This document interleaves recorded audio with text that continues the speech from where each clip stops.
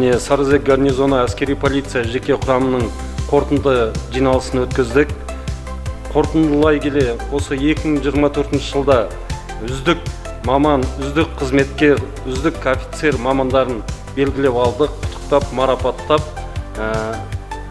үздік белестерімен, қорытындысымен құттықтадық. Ендігі алда 2025 жылы жаңа жылымыз құтты болсын. Өзіміздің әріптестеріміз, қарулы күштері офицерлерін, сержанттарын, жеке құрамын құттықтаймыз. Еліміз аман, жұртымыз тыныш болсын. Отбасыларына амандық тілейміз. Жаңа жыл, жаңа бақыт, жаңа табыстар әкеле берсін.